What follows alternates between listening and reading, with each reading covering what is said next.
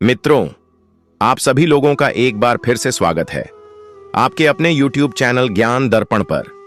मित्रों, आज हम आपको बताएंगे कि गाय माता को एक रोटी खिलाने से क्या होता है, गाय माता को रोटी खिलाने का क्या महत्व होता है, और साथ ही साथ आपको यह भी बताने वाले हैं कि गाय माता की पूजा क्यों की जाती है, गाय माता के शरीर के किन किन अंगों में कौन कौन से देवी देवताओं का वास होता है।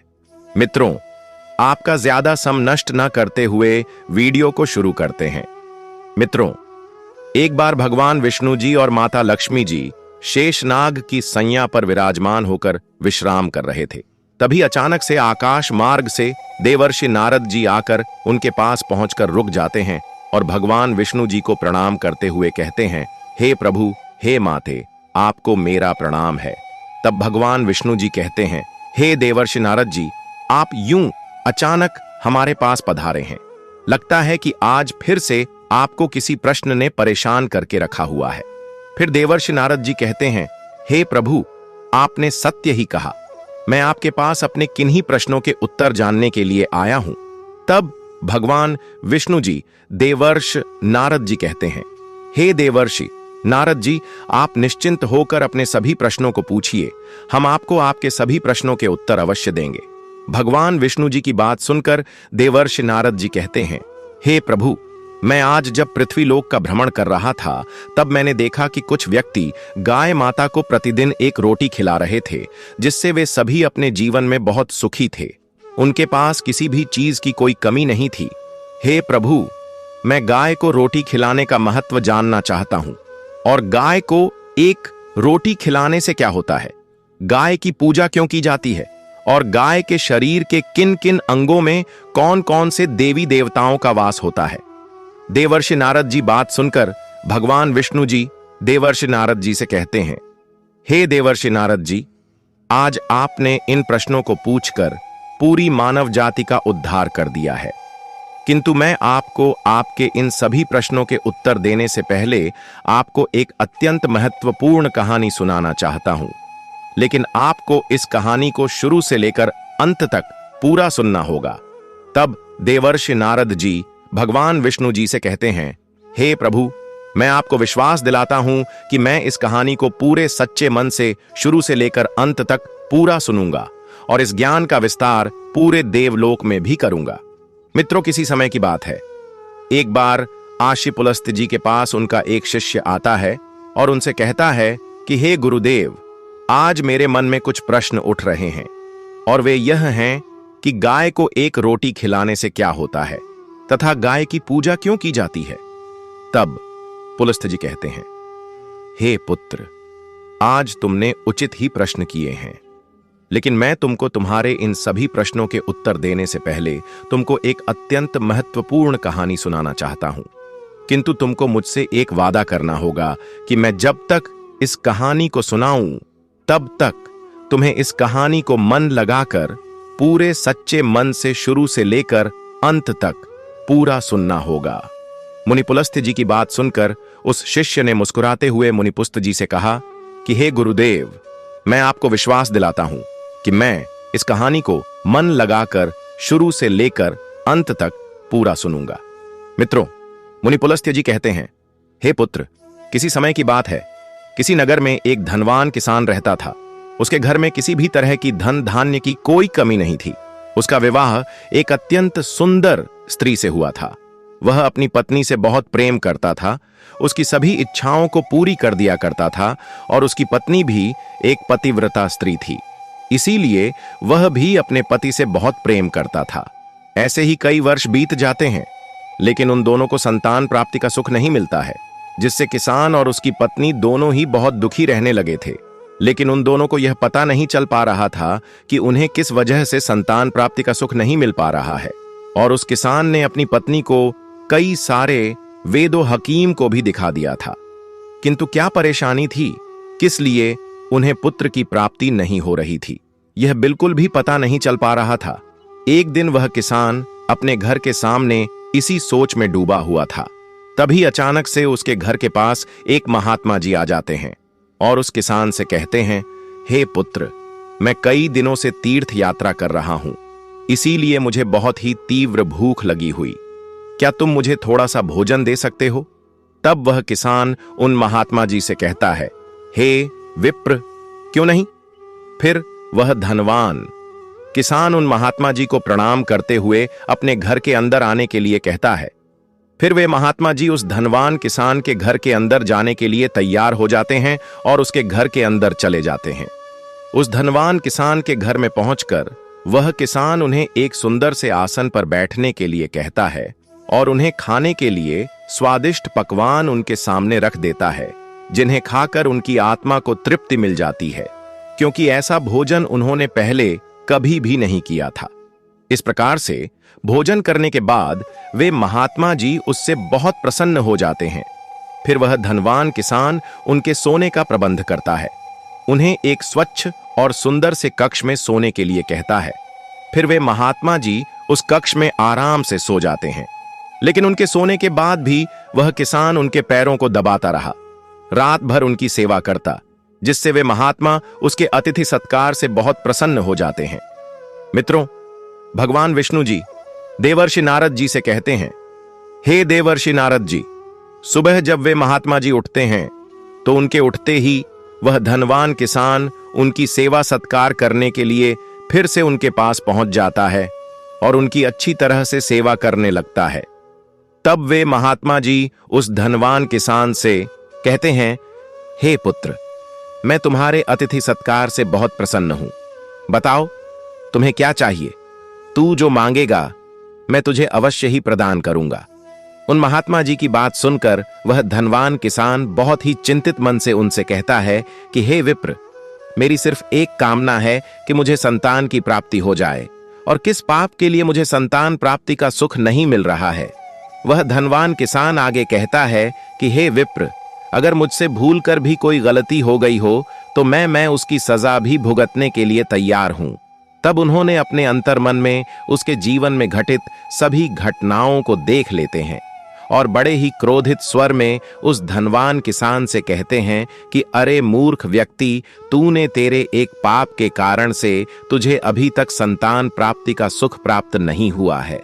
उन महात्मा जी की बातों को सुनकर वह धनवान किसान उन महात्मा जी से कहता है, हे विप्र, आप मुझे बताने का कष्ट कर कि मुझसे वह कौन सा पाप हो गया है जिसके कारण मुझे अभी तक संतान प्राप्ति का सुख नहीं मिल पाया है।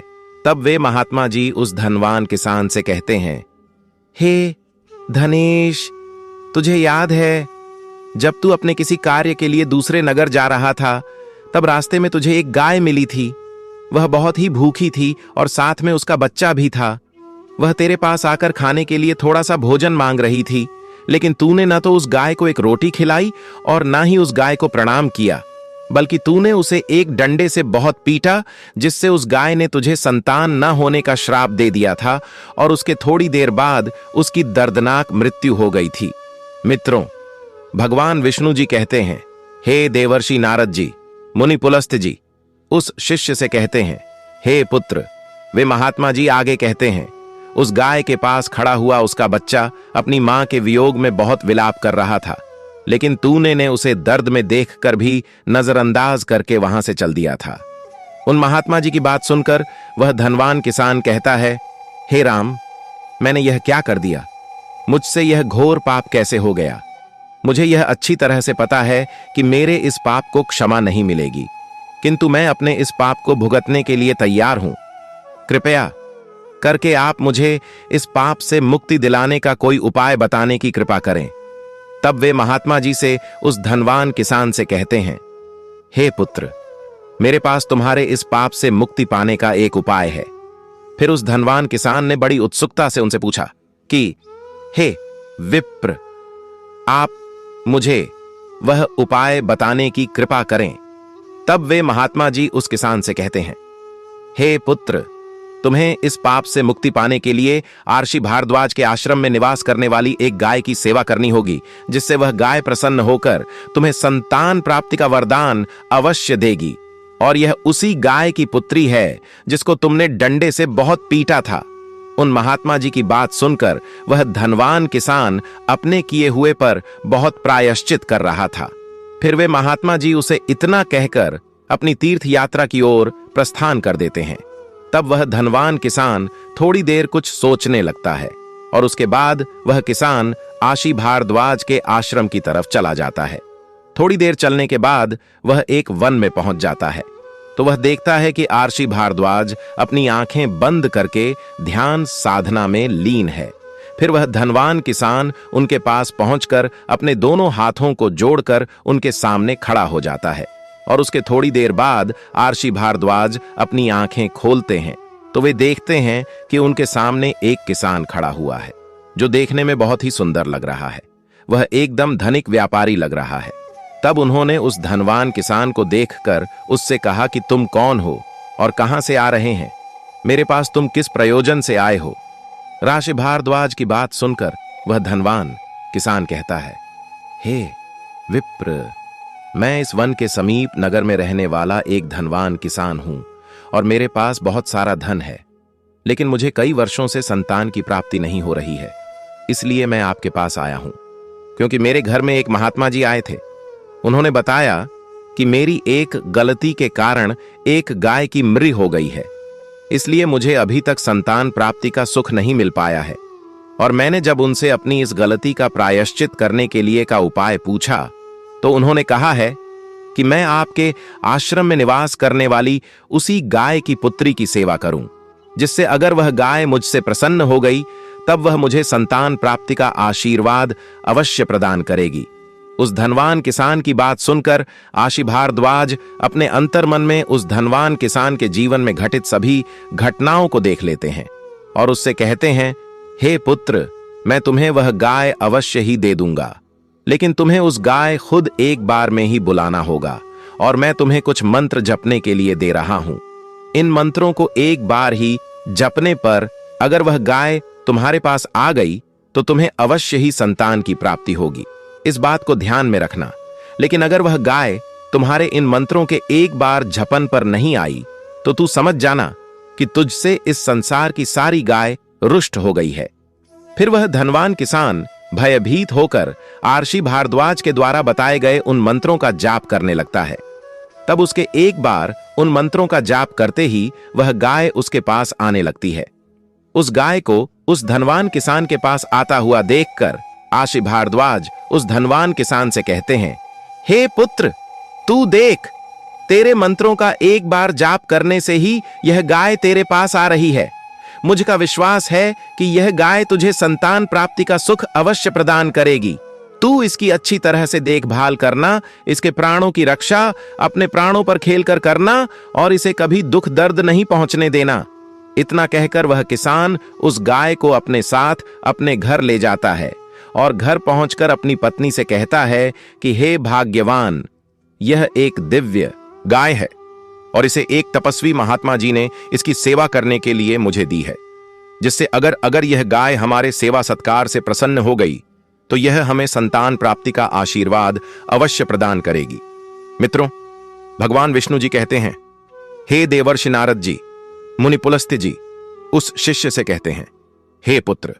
उसके दूसरे ही दिन वह धनवान किसान सुबह उठकर अपने नित्य कार्यों को करता है और अपनी पत्नी से उस गाय की पूजा आराधना करने के लिए कहता है। तब उसकी पत्नी उस गाय की विधिपूर्वक से पूजा आराधना करती है, उसे कुछ रोटियां खिलाती है। फिर वह धनवान किसान उस गाय को अपने साथ एक वन में ले जाता है। उस वन में पहुंचकर वह गाय वहां की हरी हरी घास चरने लगती है और जब वह गाय घास चरते चरते थक जाती है तो वह एक वृक्ष के नीचे बैठकर विश्राम करने लगती है।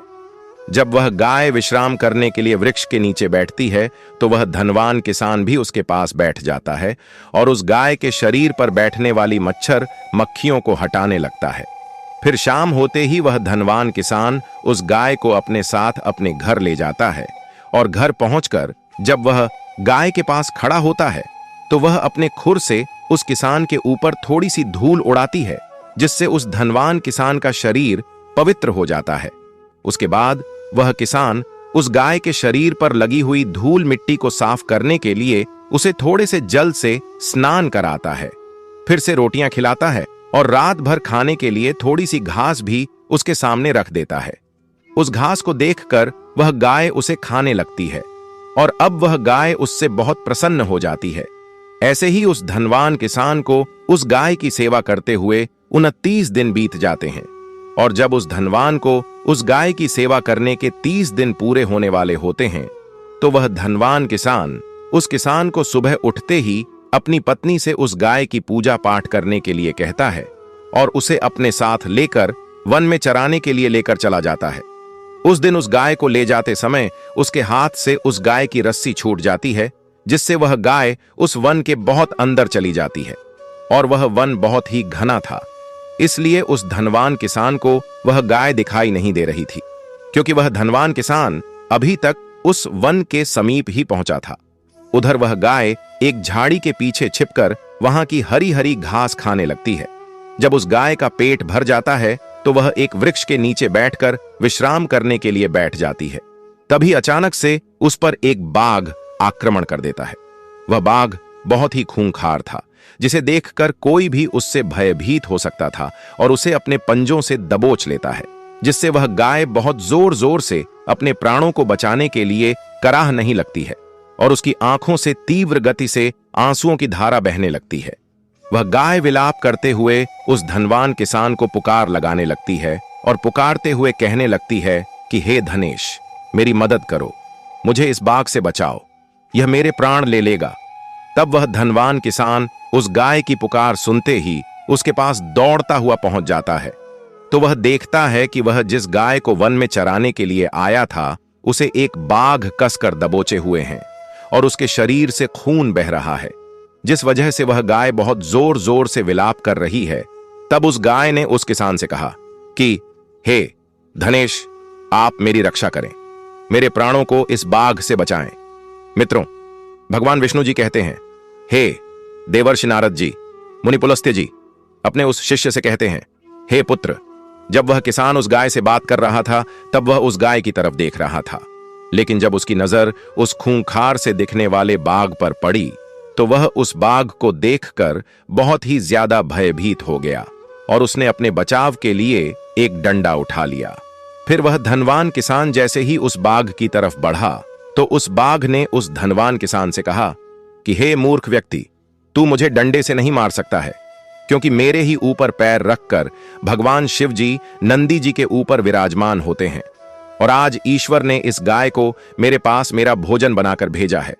फिर उस बाघ की बात सुनकर वह धनवान किसान कहता है कि हे मृगराज, यह तो सत्य है कि आपके ऊपर पैर रखकर ही भगवान शिव जी नंदी पर विराजमान होते हैं, लेकिन आज आप इस गाय को छोड़ दें, आप इसके प्राण मत लें, क्योंकि इस गाय को मुझे आर्षि भारद्वाज जी ने मेरी मनोकामनाएं को पूर्ण करने के लिए दी है।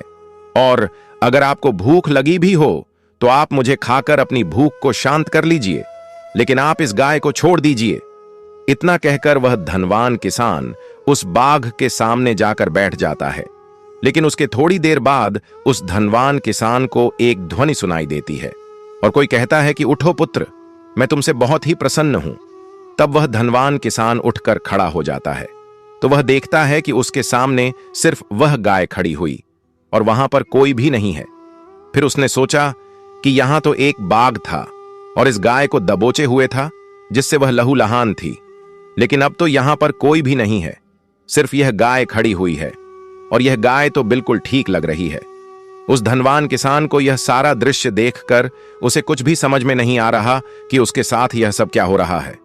इतना सोचकर वह धनवान किसान उस गाय से कहता है कि आपको तो एक बाघ ने कसक दबोच लिया था, लेकिन अब वह बाघ कहां चला गया है। फिर उस गाय ने उस धनवान किसान को जवाब देते हुए कहा कि धनेश, यह सब मेरी ही माया थी, मैंने ही अपने माया जाल से एक खूंखार बाघ का रूप धारण कर लिया था, क्योंकि मैं तुम्हारे व्यक्तित्व की परीक्षा लेना चाहती थी, लेकिन तुमने मेरे प्राणों को बचाने के लिए खुद के ही प्राण संकट में डाल दिए, इसलिए मैं तुमसे बहुत ही ज्यादा प्रसन्न हूं। मांगो, तुम्हें कौन सा वरदान चाहिए। तब वह धनवान किसान उस गाय से कहता है, हे गौ माता, मेरे विवाह को कई वर्ष बीत गए हैं, लेकिन अभी तक मुझे संतान प्राप्ति का सुख नहीं मिला है। आप कृपया करके मुझे संतान प्राप्ति का वरदान देने की कृपा करें। उस धनवान किसान की बात सुनकर उस गाय ने उस धनवान किसान से कहा कि हे पुत्र, मैं तुम्हें संतान प्राप्ति का वरदान दे रही हूं। और आगे कहा कि संतान प्राप्ति के लिए तुम्हें और तुम्हारी पत्नी को एक दोने में मेरे दूध का पान करना होगा, जिससे अवश्य ही तुम्हें ही संतान की प्राप्ति होगी। फिर वह धनवान किसान उस गाय से कहता है कि हे गौ माता, मैं आपके इन मीठे मीठे वचनों को सुनकर अत्यंत मोहित हो गया हूं। आप मेरे साथ घर चलिए, मैं आपको प्रतिदिन की तरह स्नान कराकर आपको हरी हरी खिलाता हूं और आपकी विधिवत पूजा आराधना करके आपके दुग्ध का पान करता हूं। इतना कहकर वह धनवान किसान उस गाय को अपने साथ अपने घर ले जाता है, उसे अच्छी तरह से स्नान करा के उसे हरी हरी घास खिलाता है। फिर उस गाय की विधिवत पूजा आराधना करके उसके दूध को एक धोने में निकालता है और वह धनवान किसान और अपनी पत्नी को पान करने के लिए कहता है। फिर वे दोनों उस गाय के दूध को प्रसाद समझकर उसका पान करते हैं। मित्रों, भगवान विष्णु जी कहते हैं, हे देवर्षि नारद जी, मुनि पुलस्त्य जी अपने उस शिष्य से कहते हैं, हे पुत्र, उसके कुछ ही दिनों बाद वह किसान की पत्नी गर्भवती हो जाती है और पूरे 9 महीने बीतने के बाद उसे एक सुंदर से पुत्र की प्राप्ति होती है। मित्रों, भगवान विष्णु जी देवर्षि नारद जी से कहते हैं, हे देवर्षि नारद जी, गाय को एक रोटी खिलाने से, उनकी पूजा आराधना करने से बुरे कर्म पर भी ज्यादा पाप नहीं लगता है। जो व्यक्ति गाय को एक रोटी खिलाता है वह व्यक्ति नरक की वैतरणी नदी को गाय की पूंछ पकड़कर पार कर लेता है। इतना करने से ही मनुष्य सभी ऐश्वर्य और यश को प्राप्त कर लेता है। वह व्यक्ति कभी भी गरीब नहीं रहता है और जो भी मनुष्य गाय माता की सेवा करता है उसे भोजन खिलाता है, उसकी पूजा आराधना करता है, उसकी सभी मनोकामनाएं पूर्ण हो जाती हैं। वहीं दूसरी ओर जो भी व्यक्ति गाय की रक्षा करता है वह कभी भी गरीब नहीं रहता है और मृत्यु के बाद उसे सीधा स्वर्ग की प्राप्ति होती है और उस व्यक्ति को भगवान शिव जी के साक्षात दर्शन करने का सौभाग्य प्राप्त होता है। जो भी व्यक्ति श्रद्धापूर्वक गाय का दूध का पान करता है उसे कभी भी कोई भी बीमारी नहीं होती है और जो व्यक्ति गाय की पीठ को स्पर्श करता है उसके सभी पाप तुरंत ही नष्ट हो जाते हैं। अतः हमें गाय माता की सेवा आराधना अवश्य करना चाहिए, क्योंकि ऐसा करने से मनुष्य को 7 पीढ़ियों तक मनुष्य योनि में जन्म लेने का सुख मिलता है। गौ माता की सेवा करने वाले व्यक्ति रंक से राजा बन सकता है। मित्रों, भगवान विष्णु जी कहते हैं, हे देवर्षि नारद जी, मैंने आपके पहले प्रश्न का उत्तर इस कहानी के द्वारा बता दिया है कि गाय को एक रोटी खिलाने से क्या होता है। और आपका दूसरा प्रश्न यह था कि गाय की पूजा क्यों की जाती है। गौ माता के शरीर में समस्त देवी देवताओं का वास होता है और मान्यता है कि मां शब्द भी गौ माता के मुख से ही लिया गया है।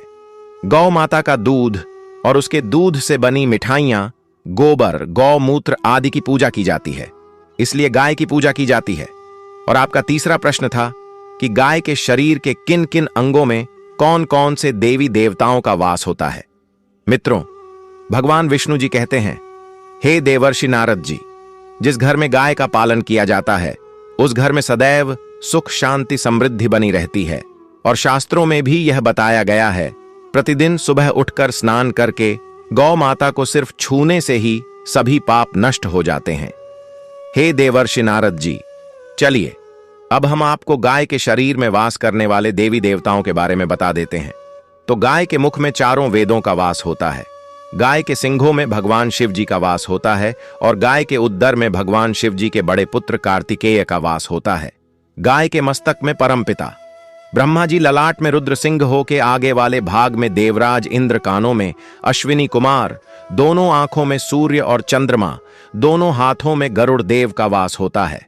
वहीं जीभ में माता सरस्वती, गाय के पाचन में सारे तीर्थ और मूत्र स्थान में माता गंगा जी, दक्षिण पार्श्व में वरुण देव और वाम पार्श्व में महाबल अघ रोम में वशीकरण पृष्ठ भाग में यमराज जी का वास होता है और खुरों में अप्सराओं, मुख के भीतर गंधर्व नासिक के अग्र भाग में सर्प का वास होता है और साथ ही साथ गाय की पूंछ में संकट मोचन हनुमान जी का वास होता है। मित्रों, भगवान विष्णु जी देवर्षि नारद जी से कहते हैं, हे देवर्षि नारद जी, अब तो आपको आपके सभी प्रश्नों के उत्तर मिल ही गए होंगे। तब देवर्षि नारद जी कहते हैं, हे प्रभु, आज आपने मुझे बहुत ही महत्वपूर्ण ज्ञान दिया है। मैं आपको विश्वास दिलाता हूं कि मैं इस ज्ञान का विस्तार पूरे ब्रह्मांड में अवश्य करूंगा। मित्रों, कहते हैं कि गाय की सेवा करने से अनेक तीर्थों का पुण्य मिलता है। वहीं अगर कोई भी व्यक्ति गाय माता को एक रोटी खिलाता है तो वह व्यक्ति नरक की वैतरणी नदी को गाय की पूंछ पकड़कर पार कर लेता है।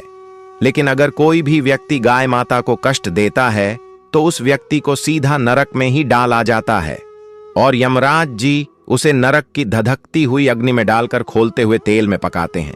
और हमारे हिंदू धर्म में यह भी मान्यता है कि अगर कोई भी व्यक्ति गौ माता की सेवा करता है, उसकी पूजा आराधना करता है, तो वह व्यक्ति अपनी गरीबी से बहुत ही जल्द छुटकारा पा सकता है, बल्कि वह धीरे धीरे गरीब से धनवान बन सकता है। अतः इस कलयुग में गाय की सेवा करना ही एकमात्र कार्य बच गया है, जिसको करके व्यक्ति स्वर्ग लोक जा सकता है। मित्रों, आप सभी लोगों को यह कहानी पसंद आई हो तो वीडियो को एक लाइक अवश्य करें। और अगर आप सभी लोगों ने अभी तक हमारे चैनल ज्ञान दर्पण को सब्सक्राइब नहीं किया है तो ऐसी ही ज्ञानवर्धक कहानियों के लिए आप सभी लोग हमारे चैनल ज्ञान दर्पण को भी सब्सक्राइब करें। धन्यवाद।